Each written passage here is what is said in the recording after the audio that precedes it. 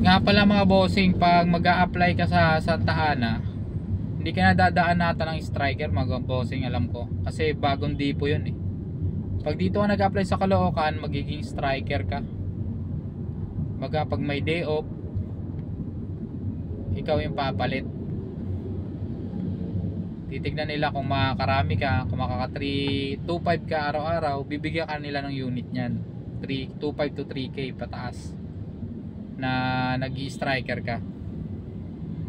Santa Ana naman rekta yun mga bossing, alam ko. Nag-hire sila ng marami para dun ma-assign sa Santa Ana, Manila.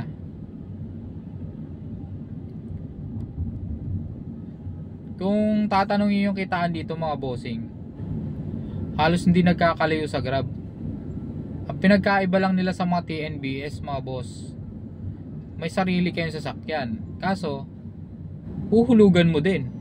Dito may sarili kang sasakyan pero hindi nga lang sa'yo mapupunta.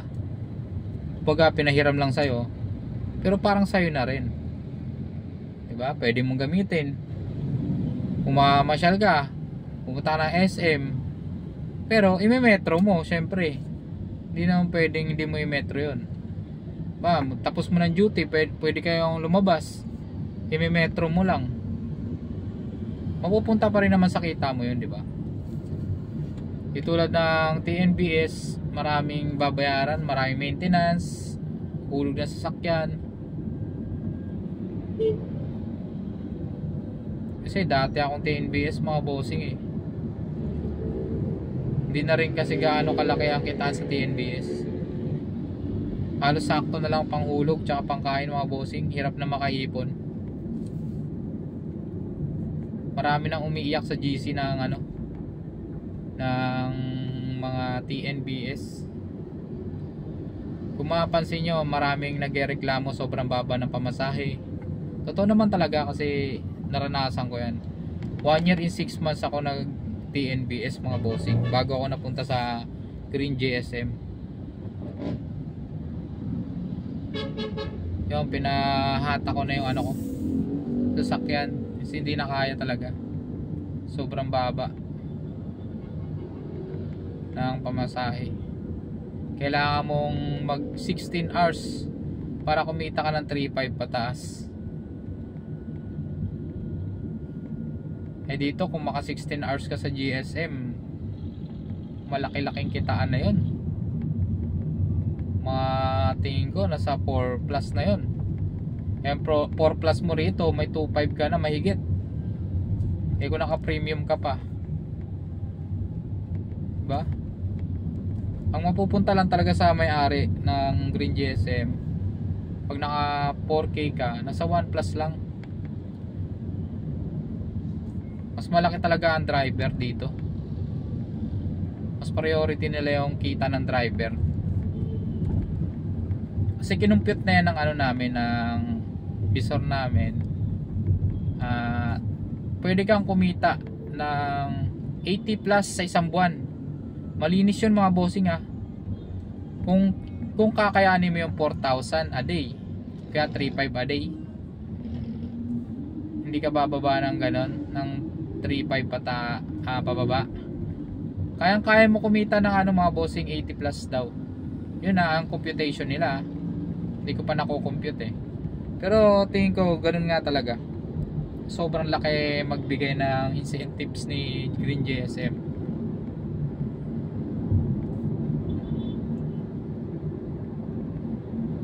Hindi ko nga alam kung nalulugi na ba si GSM kasi sobrang laki talaga magbigay ng bonus mga bossing. Biruin mo sa 3K, magkano lang sa kanya dun kapag na-hit mo yung incentives.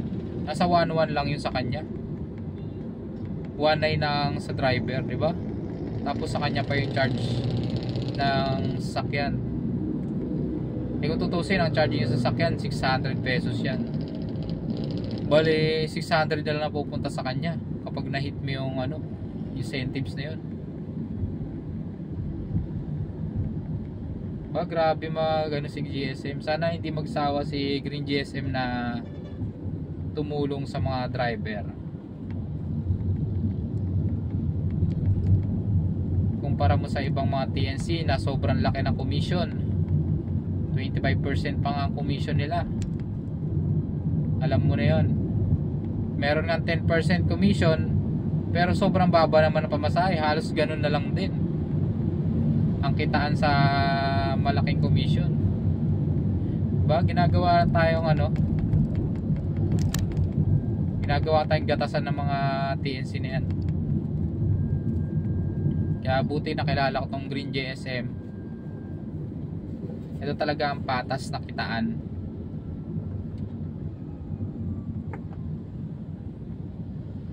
Sa mga gustong mag-apply, comment lang kayo sa message na i-upload ko sa video na to sa YouTube. Comment lang kayo, ako na mag-send sa inyo ng link para makapasok na kayo rito.